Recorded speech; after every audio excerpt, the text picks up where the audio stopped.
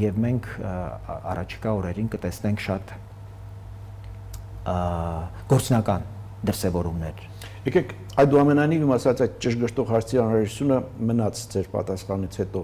Ասում եք մի քանի եպիսկոպոսներ նախատեսում են հանդիպում ունենալ ամենայն հայոց կաթողիկոսի հետ եւ հանդիպում ունենալ նաեւ վարչապետի հետ։ Օրակարգը արդյոք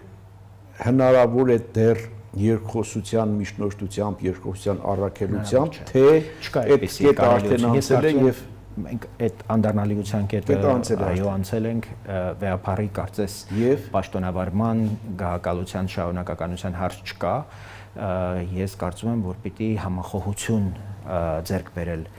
եպիսկոպոսների միջև մեր բոլոր եպիսկոպոսները պիտի այլևս իրենց վճռական խոսքը ասեն այս օրակարգի շուրջ Կոչով եք հանդեսակել չէ՞ կարծեմ դա էլ ամբողջը պայմանավորված են գործընթացներով, որ մենք նաև զուգահեռաբար իրականացնում ենք, ես խոսել եմ նաև բարձրաստիճան մեր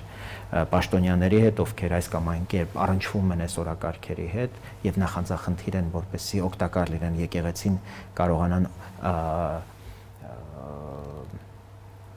դուրս բերել այս ճգնաժամից։ Ես ճիշտ հասկացա, որ եպիսկոպոսները հանդիպելու են կաթողիկոսի հետ, որպեսզի քննարկեն ինչպես դուք եք ասում հեռանալու տարբերակները եւ այդ հարցը հանգուցալուծում գտնի արդեն նոյեմբերի 4-ի ազգային ասելու են որ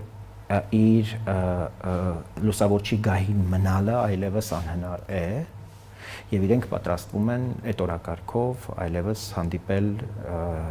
երկրի ղեկավարի հետ քննարկելու հնարավոր անցնցում եղանակները այդ օրակարգ առաջ մղելու